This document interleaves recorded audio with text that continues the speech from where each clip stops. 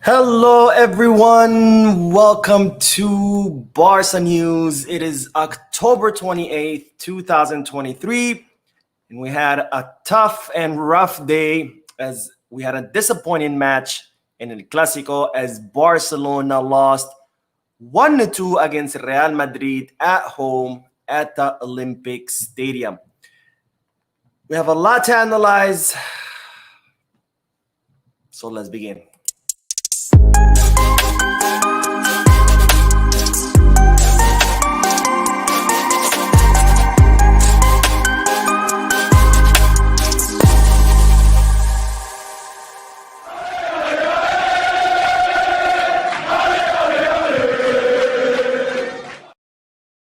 Hello everyone, welcome to the channel. My name is Mo and this is Barca News' post-match live analysis, which is usually right after a Barcelona match ends. But today I got invited to watch the match with the New York City Barcelona Peña. So when the match ended, I wasn't home.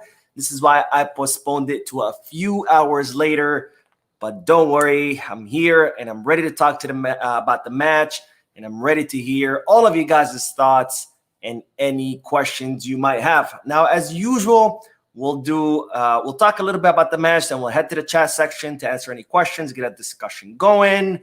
And so we will be breaking this into segments. And of course, before we begin, just a quick reminder to make sure to hit that like button, subscribe to the channel.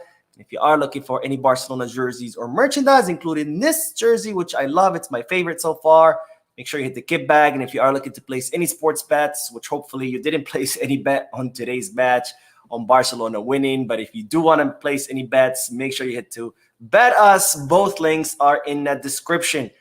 Now let's begin with the match analysis because today was a very, very tough and rough day for Barcelona fans as Barcelona lost 1-2 at the Olympic Stadium in Montjuic against Real Madrid, with the goals of Ilkay Gundogan and Jude Bellingham.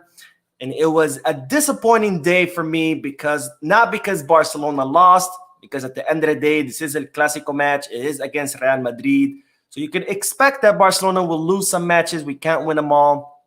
But the reason why I was disappointed was by the way we lost.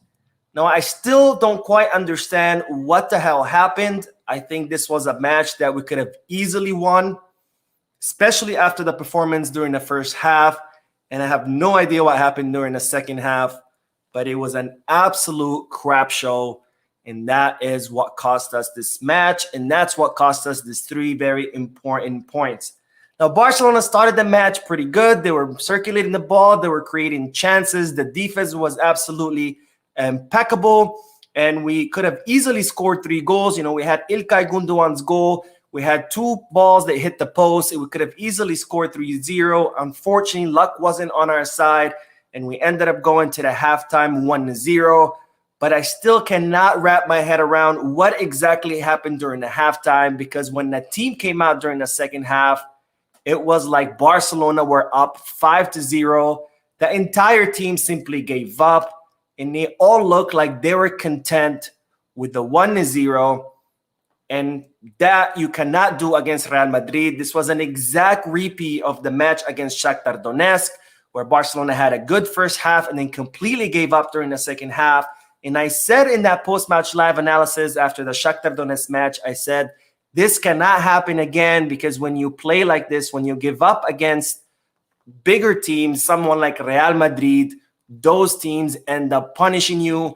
And that's exactly what happened in this match. Barcelona came out from that halftime like they were up 5-0, barely jogging, passing the ball slowly, like they were playing a preseason match, or like they were playing some charity match, or they're playing in an afternoon in a park. Completely no intensity whatsoever, no motivation, no will to finish up the game, to create more chances, to score more goals. And of course, Real Madrid punished us with that goal from Jude Bellingham, make that drawing the score 1-1. And even when Real Madrid scored, the team still looked like they were okay with the 1-1. Like a draw was good enough for them. Continued to play like crap. And of course, against Real Madrid, you cannot do that, because if anything, if there's anything we've learned about Real Madrid in the recent years, is they know how to finish matches. They always come back at the end of the match. And that's exactly what they did, scoring that late goal by Jude Bellingham again and ending the match 1-2. Completely disappointed with the entire team. I don't think this was a tactics issue. If anything, I think Xabi got the tactics right. I think he beat Ancelotti as far as the tactics during the first half, but during the second half was absolutely unacceptable. No motivation by the entire team, no will or desire to try to score more goals and close up the match. Just completely playing like they were up 5-0, and that's exactly what cost us this match. Now, I will talk more about the formation and about more individual players in general, but I think unlike previous matches where I usually say, hey, this player didn't do well or that player didn't do well, I think this time I can't really single anyone out. This was a collective drop of the ball. This was a collective disappointment, and I'm completely disappointed in the whole entire team. I can't believe what I saw during the second half. We completely blew this.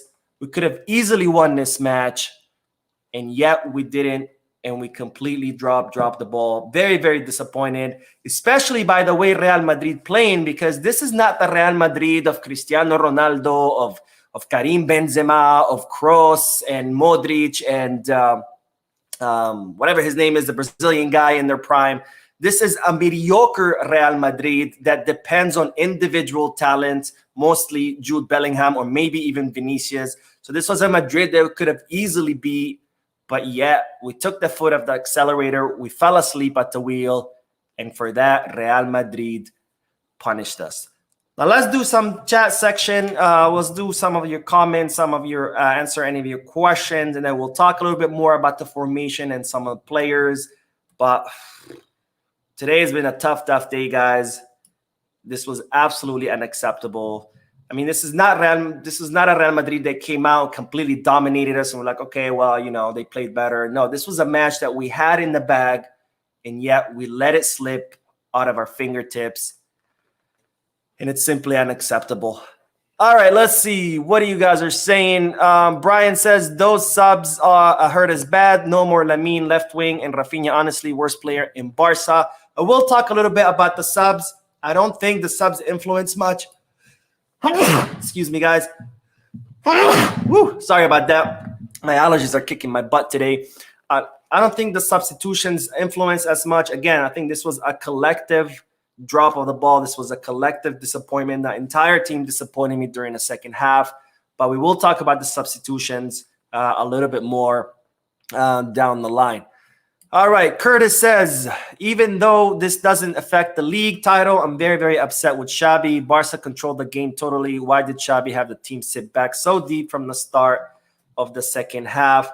Good question, and I will talk a little bit more about what happened during the second half when we discussed the formation. I don't know if this was a Xabi tactic or this was simply the team collectively giving up, but this whole playing like a small team, scoring a goal and then dropping back and defending does not work, especially against teams like Real Madrid. That simply does not work, and that's exactly what the team did. They did the same exact thing as Shakhtar Donetsk, and I said it, if this happens again, we're going to get punished for it against bigger teams. And that's exactly what happened. Again, extremely disappointed. And I can't believe what happened during the second half. All right, Vinnick says, terrible performance by Romeo. This shows that we need a better and younger CDM. Again, I wouldn't say this was an individual fault of any players. This whole team just simply gave up during the second half. And I don't know if you even can blame Romeo. He came out what, during the 75th minute, and the team was already playing like crap. I mean, after the first half ended, I was very confident, and I felt like we could win that match, that we could score more goals. But 10 minutes within the second half, the red flag started flying, the alarm started sounding, and I said, this is not looking good. Real Madrid are going to score. They did, and then I said, okay, maybe the team will wake up now.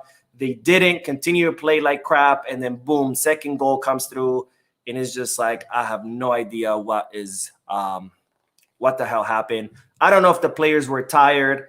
I don't know if it's Xabi did not motivate them in the locker room. I don't know what the hell happened, but absolutely, absolutely garbage performance during the second half. We let an easy win slip out of our fingers, and it's absolutely unacceptable. Blaurana Kule says this one hurt. I thought we deserved to win, but when they got the equalizer, we looked panicked. I have no doubt, though, we will bounce back. Peace, Barca. I'm also very disappointed and hurt. I don't even think it was the goal. The team already started playing like that from the beginning of the second half.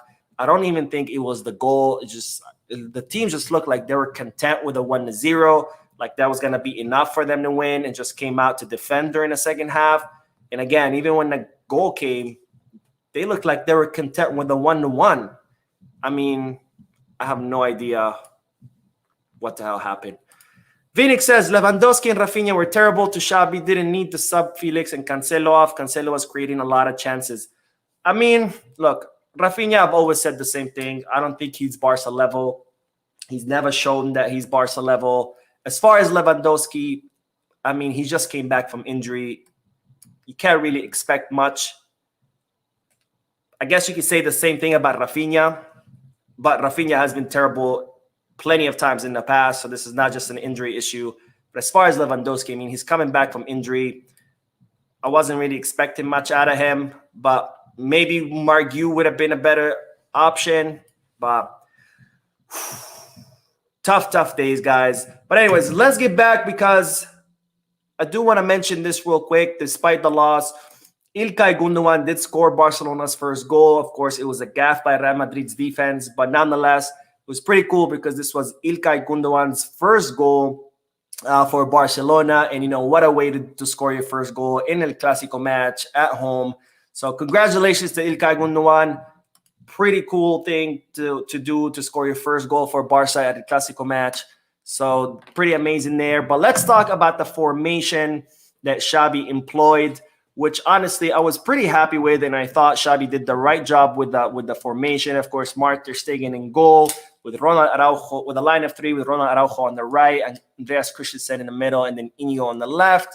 Right behind the line of four, with Joao Cancelo this time operating more as a winger, with Gabi and İlkay Gundogan in the middle, and then Balde also operating as a winger. And then in the front three, we had Fermin Lopez, Ferran Torres, and Joao Felix. Now, when I saw this formation, I was very happy, because I was actually talking to a friend yesterday about what possible formation Barcelona could have, and he kept saying, you know, Cancelo has to be the right back. And I said, I don't think Cancelo should play this match, because I think he's a defensive liability. As great as Cancelo is in the attack and creating chances in the one-on-one or dribbling, he's not that good defensively. We saw it against Shakhtar Donetsk. I said it in a post-match live analysis where I said, you know, if Cancelo lost 20 balls against Shakhtar, and if he does that against Madrid, we're going to get punished for it, because when you have Vinicius playing on that side, any of those ball losses can turn into goals against us. So I told him, I really don't think Cancelo should play this. We should have Ronald Araujo instead, because, again, not only is Cancelo a defensive liability, but Araujo is proving us that he knows how to cancel out Vinicius. We've seen it in plenty of past Clasico matches, and we saw it as recent as well as 2 weeks ago when Uruguay defeated Brazil 2-0. Vinicius was a complete ghost, and that is, and it was thanks to Araujo, who completely canceled him out. So I said Araujo has to really play in the right back, maybe have Cancelo rest. So when I saw this formation, I was actually pretty happy, because I said, okay, that's actually a brilliant solution to the problem. Have Ronald Araujo on the right, cancel out Vinicius Jr., and instead of letting, you know, Cancelo's skills go to waste, he had him play as a winger, because that, you know, he's much better in attack. So when I saw this, I was very, very happy. But again, I don't know what the hell happened during the second half. Now, tactically speaking, I think Xabi absolutely won the battle between him and Ancelotti with this lineup, with the way he, you know, his formation. We saw it that it really worked during the first half. Barcelona dominated the first half. They created a lot more chances. They scored a goal. We had 2 balls hit the post. And yes, it was unlucky. Yes, sometimes it happens. But had Barcelona maintained the same exact effort, the same exact intensity as the first half, we would have created more chances. And some of those chances eventually would have went in, because just like good luck runs out, bad luck also runs out. And there's no way they would have ended up hitting the post another 2-3 times during the second half. So all we had to do is continue playing like the first half. We didn't need to do anything else. We didn't need to improve anything or change things up. Everything that was on the field was working. The formation was working. The lineup was working. The players were working. Everything was working. The strategy was working. So had we just continued doing the same exact thing, we could have created more chances, scored more goals, and took home those 3 very important points. But again, instead, the team completely took their foot off the accelerator, fell asleep at the wheel, and they seemed just absolutely content with the 1-0. And instead, everybody decided to defend, and that you cannot do against Real Madrid. So I was happy with the lineup, but again, I have no idea what happened during the second half. Now, as far as substitutions, I know some people are not too happy with the substitutions. I think the only substitution that perhaps I wasn't too happy about was Fermin Lopez. I think he was the best player on the team. He was just combining so well with his teammates, dropping those passes in between lines. I thought he was doing really exceptionally well, and then to have him subbed off, I don't know why. I do understand that Xavi wanted more control in the midfield by having, a defensive midfielder like Oriol Romeo. But if you got to take out someone from the midfield, I mean, I don't know, maybe take out Gundogan, who was playing more as a pivot, and put Oriol Romeo, since Gundogan is a little bit more offensive than Romeo is. But to take out your best player on the pitch, that did not make sense to me. But again, it's not a substitutions issue. It's not a single player here or there that you can point your finger at. It was just a collective fuck up. And excuse my language, but it was a collective fuck up. The entire team fucked up. And I really think that Barcelona need to sit down and examine what's going on, because this is the second match that happened. Again, it happened against Shakhtar Donetsk. Of course, Shakhtar Donetsk does not have the resources that Real Madrid has. They don't have Jude Bellinghams and Vinicius Juniors and Rodrigos and Valverdes, etc.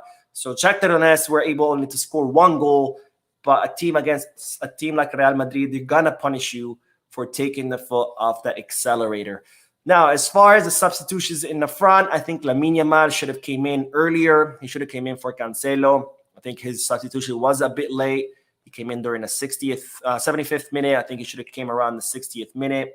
Joao Felix, I understand that substitution. He wasn't really doing much. But for Rafinha, I mean, I don't know.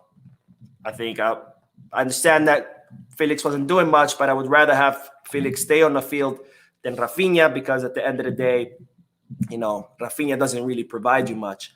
But again, I was happy with the formation, happy with the players in their positions. I think Xavi did much better, tactically speaking, than Ancelotti. But overall, just a complete fuck up in the second half and just completely dropped the ball. And we let what could have been an easy win completely slip out of our fingers. Now let's get back to the chat section. We'll do a few more comments, and then I'll talk about a few players. I know I said I'm not going to point fingers because we really can. This was just a total mess up. But I do want to point out some good performances and a couple of players that I was disappointed with during the match. I don't want to say during the second half, because one of these players actually disappointed me during the first half, but nonetheless. Okay, let's see. David said Gabi was awesome. He pocketed Real Madrid whole midfield. Agree. I think Gabi completely canceled out Kroos. We saw even Ancelotti getting frustrated and ended up taking out Kroos. I think he was absolutely brilliant. He also pocketed Jude Bellingham on several occasions. So yes, I do agree. Gabi was absolutely awesome. And yeah, let's see. Young Braveheart says, no, it wasn't. We just sat back and absorbed all the pressure instead of playing to kill the game. 100%, I agree. Again, don't know what the hell happened. I don't know if the team thought by scoring 1-0 and then just defending it'd be good enough. But in matches like this, you cannot do that. I mean, Barcelona cannot do that, period. Barcelona is not a team that knows how to sit back and defend. We're not Atletico de Madrid. We're not one of these small teams like, I don't know, like freaking Getafe or whatever. Barcelona need to constantly keep the pressure up, constantly scoring goals, and that's how you kill matches. You don't just score a goal or two and then defend, because A, we're not capable of doing that, and B, even if we are, when you play against a team, Real Madrid, no matter how good you are at sitting back and defending, Real Madrid will find a way to score against you, and that goes for any big teams, right? Champions League teams, Manchester City, Bayern Munich, they're going to punish you for doing that. And we cannot do that. And this is the second time we're doing that in a row. And it's absolutely unacceptable.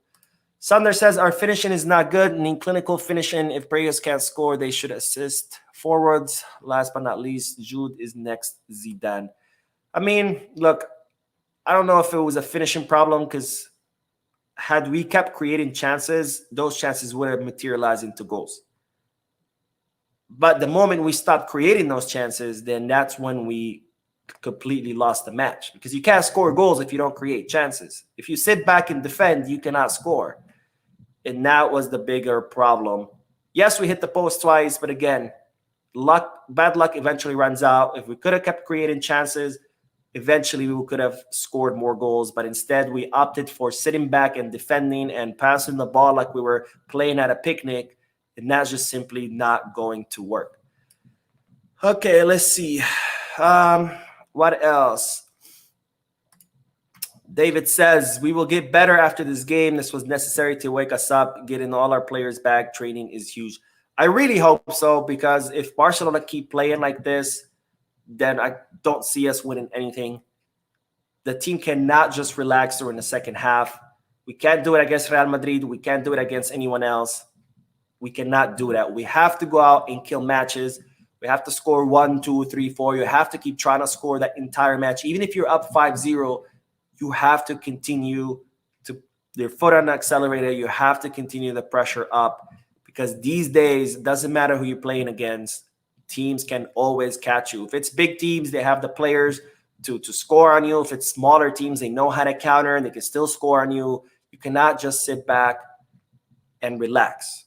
Until the whistle is blown, you have to keep the pressor up. Okay, Antu says, Rio Romeo was really bad. I still can't understand why Xabi brought Romeo on when it was 1-1. That's such a negative change. Again, not a negative change. It had nothing to do with it. The team was already playing like crap since the beginning of the second half. Oriol Romeo or not, it would have been the same exact thing. Abbas says, Bellingham is better than Pedri, Gavi, and Balde. Bellingham will win the Golden Boy. No, he's not. Stop with the BS. Carlos says, he should have kept Felix and played Rafinha with Yamal together like he did when he got injured. Okay, that's a good segue, because I do want to speak about a few more players. And let's start with the defense, because I thought that during the first half, our defense was absolutely impeccable. Ronald Araujo did it again, completely canceling out Vinicius. I don't think Vinicius might have touched the ball once or twice. Didn't really create much. And I was very, very extremely happy with Araujo's job. Completely canceling out Vinicius Jr. and completely canceling that threat from the right side. Another great performance was Andreas Christensen. I think he was absolutely imperial. The amounts of blocks and saves and interceptions that this guy was absolutely off the chart. I do have to say, I do believe the first goal was partly his fault. Not completely, because again, this was the team's fault for just sitting back and defending. But I think it was partly his fault, because when Bellingham gets the ball, Christensen does not get there fast enough. He kind of like takes a couple of steps, then he stops and just covers himself ready for the shot. He should have immediately ran and tried to close the space as much as possible when Jude got in the ball, and maybe that would have blocked the shot, maybe not. But I think he should have done a little bit more to try to block that shot. I don't know if nobody was expecting that ball to make it, or if no one was expecting for Jude Bellingham to score from that far away. But I really think Christensen should have closed the distance a lot better. But nonetheless, spectacular performance by Christensen, clearing a lot of dangerous balls in the area and intercepting a lot of balls that could have ended up in dangerous situation. Another spectacular performance, Íñigo Martinez, third match in a row that this guy has had a brilliant performance. Not as good as Andreas Christensen, but nonetheless, he did do his job, and he canceled out the threat from the left, whether it was Rodrigo, who ended up being subbed off, because until the moment that Rodrigo got subbed off, I had even forgotten that Rodrigo was playing, because he didn't really do anything. And it's thanks to this guy, Íñigo Martinez, who did a spectacular job on the left, completely canceling that danger out. And again, our three defenders did a spectacular job during the first half. Vinicius was a ghost. Rodrigo was a ghost, and even Bellingham, even though he had several plays where he had the ball, he still got canceled out, and the entire Madrid attack was completely nullified. And again, all we had to do is continue that during the second half, but instead we relaxed, we lowered our intensity, and that's what caused the 2 goals. Maybe not the second one, because I think the second one was pure luck. It bounces off Modric in a weird way and lands in front of Jude Bellingham. I don't think you could do much there. Unfortunately, these things do happen in football. But at least the first goal, had we continued playing this way, I think we could have at least prevented Real Madrid's first goal. So spectacular performance by the defense. And then I do have a complaint about 2 players, which again, I said I wasn't going to point fingers, and I'm not, because I think this was a collective fuck up. But nonetheless, I do have complaints about first Joao Cancelo. During the first half, or the first half of Joao Cancelo was absolutely atrocious. He did the same exact thing as he did against Shakhtar Donetsk, losing the ball left and right, attempted silly plays, attempting to do fancy things. There's absolutely no need for it. Absolutely atrocious during the first half. By the halftime, I was ready to call quits on this guy and just say, you know what, Manchester City, just take him back. I'm over it. During the second half, much better performance by Cancelo. He did redeem himself during the second half, but nonetheless, his first half was absolutely atrocious. And this is why I say I think Xabi got it wrong with Lamine Yamal's substitution, because the way Cancelo was playing during the first half, the way he was losing the ball left and right, I think Xabi should have brought in Lamine Yamal around, if not the 60th minute, I would have brought him in during halftime. Because again, Cancelo's first half was absolutely atrocious. He did redeem himself, but Cancelo needs to figure out what the hell's going on. He needs to reassess his situation, because the way he's played these 2 last matches, the way he's been losing the ball in critical areas, it's not looking good. And Xabi has already kind of brought this up in one of his press conferences, where he said that you can't lose the ball in certain areas. And he was definitely referring to Cancelo, because he not only does he lose the ball so much, he loses it in critical areas. And that cannot happen. And if that does not improve, then by next summer, we need to return him to Man City. The other player that I was disappointed is Joao Felix. And it was because of this match's performance. Again, I'm only disappointed in this match's performance. I know a lot of times people love to twist my words, and they're going to be like, oh, you said Joao Felix sucks and we should sell him and he's the worst ever. Not saying that. Joao Felix has been absolutely spectacular in all the previous matches. But today, when we all expected him to show up, he did not. Now, he did have that amazing play during the first half where he nutmegged, I think it was Rudiger. And that was really cool. But besides that, Joao Felix didn't do much. And I expect more of him, because he's supposed to be the star, right? This Clasico, used to be Messi versus Cristiano. In this Clasico, it was Bellingham versus Joao, because these were the 2 biggest stars on each respective team. And I expected Joao Felix to step up his game, and instead, he disappeared. Unlike Jude Bellingham, who not only stepped up, but he scored 2 goals, and it's thanks to him that Real Madrid won. But on the other hand, Joao Felix didn't really do much. And again, I'm not saying that he sucks and we should send him back to Atletico Madrid. And I know people love to take my words and just completely twist them. I'm just saying today he should have stepped up. This was a big game. He's never scored against Real Madrid. He's never won a match against Real Madrid. And this was his chance to step up, to do something, and instead he just blended in with everyone else in the attack.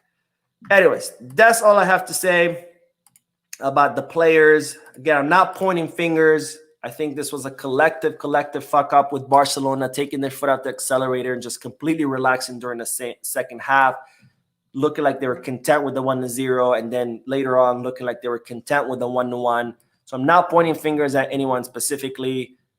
This was, unfortunately, a collective drop of the ball.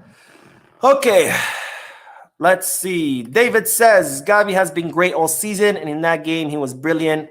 but we lacked midfield depth to close the game out. Madrid controlled the second half when we got tired. All right, let's see. What else? Vinix says, I think it is better for Barca to play 3-5-2 than a traditional 4-3-3. Will look great at defense, good in controlling possession. I don't know if a 3-5-2 would work. Maybe the three line today, we did show that, Christensen, Araujo, and Inigo can get the job done in the line of three. But I think we have seen what happens when we overpopulate the midfield. There was only one match, I can't remember against whom, it was earlier in the season, where we played 5 midfielders and players ended up getting in each other's way because it was too many midfielders.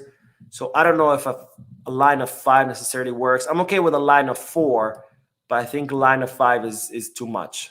And we saw, I can't remember what match it was. I think it was the third match of the season where Xabi used a line of 5, and it was too much. It was too much traffic in the midfield.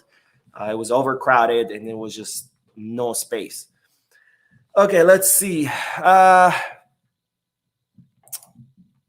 Ola says, Rodrigo and Felix having the same rating is criminal. Felix was way better this match.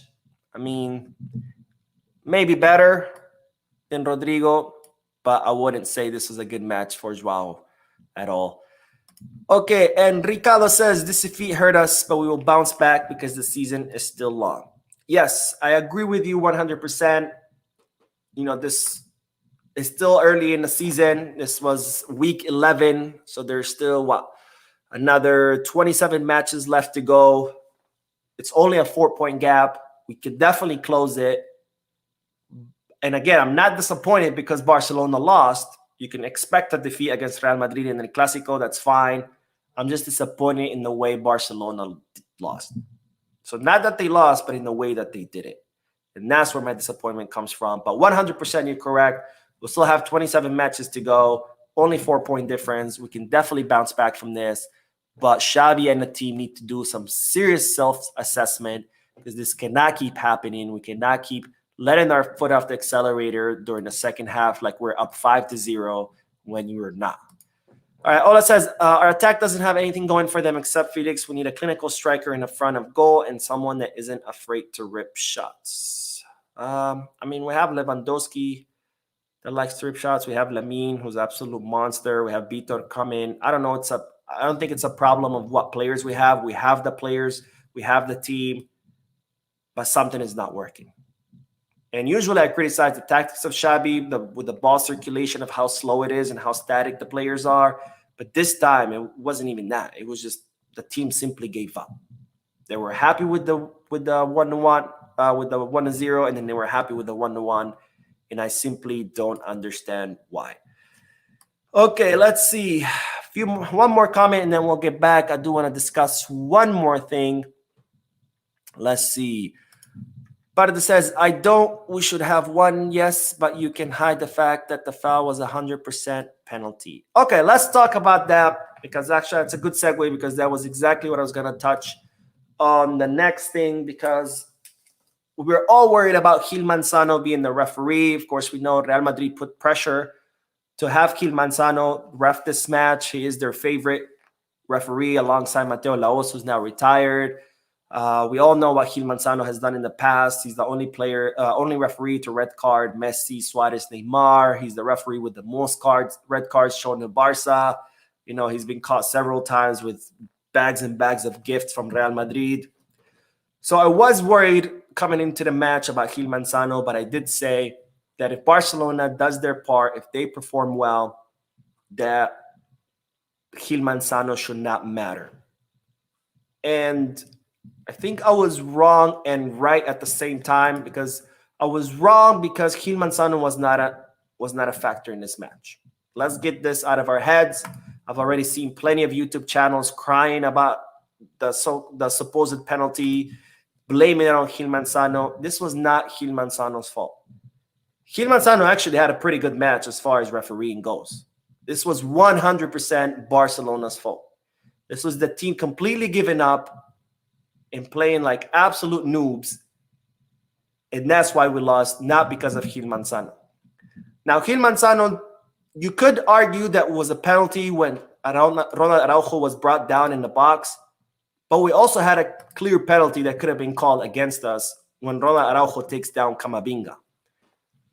So I'm okay with that penalty kick that they didn't call in our favor, because if Gil Manzano would have called that, then he should have called the one that Araujo caused against Camavinga.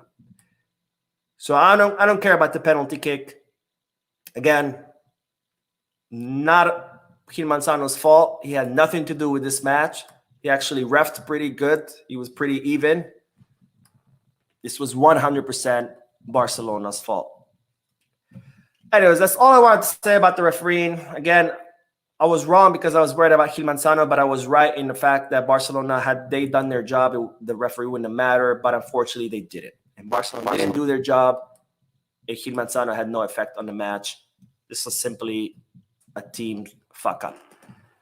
All right, let's see. Let's do a few more comments and then we will end the live stream. I will do the video later today. So don't worry, there is a news video that's coming later today. This is just to review the match. But let's see. Klaus is in the chat. What's up, Klaus? And Mark says, Mo always made excuses for Romeo. A 20-year-old is carrying Real Madrid on his back. What's our excuse? Our excuse is that the whole team fell asleep during the second half and nobody did anything. Shadow says, I don't understand why are we always so lax in the second half like we are prime under Pep Barcelona. Again, I don't understand it either. Not even like we were prime under Pep. I mean, we relaxed like we were up 5-0 and, you know, like it's okay that we were only up 1-0. All right, let's see. What else? Mustafa said, I think Cancelo should return to City. Rafinha and Ferran should all go too. It's enough. I don't want to say we should return Cancelo to City yet. He has had 2 awful matches against Shakhtar and today against Real Madrid. I think it's still too early. Maybe ask me this again after the winter break. If he continues on this path, then yes, absolutely return him. Rafinha, I've always said it. I don't think Rafinha belongs in Barcelona, especially given how much we paid for him. 60 million euros. Had we paid like, I don't know, 20, 30 million, I'd be like, okay, he's good to have on the bench and come off during the last 20, 30 minutes. But when you pay 60 million euros, you expect someone to perform as a player who costs 60 million euros. So Rafinha, I've always been very clear about him not being Barca material. But everybody hated me last season for saying that. Everybody jumped out like, oh my God, how dare you? He scored 7 goals in La Liga. Anyways, Ferran, I've said it before. I think he's good off the bench. I think he's good to come off the last 20, 30 minutes. But we did pay 55 million euros for him. So I don't know if I want to be spending 55 million on a player just to come off during the last 20, 30 minutes. So tough. Anything. Anyway, one more comment and then we'll end the live stream. And then I'll go prepare that news video for today, which will come out later on. Let's see. Spooky says there was a handball by Rudiger that wasn't called. Okay, I think I do remember that handball now, but I don't think if it was in the box, if I'm not mistaken. He tries to stop the ball and it bounces and hits his hand. I mean, shit like that happens. But again, I wouldn't say anything bad about the refereeing. This was not the referee's fault. This was 100% the team's fault. Anyways, that is all for today, guys. Thank you for joining the live stream. Thank you for your comments. I will see you in tonight's news video. So I won't say good night because I will see you later today. But again, thank you for joining. Don't forget to like and subscribe. And as always, Visca Barça.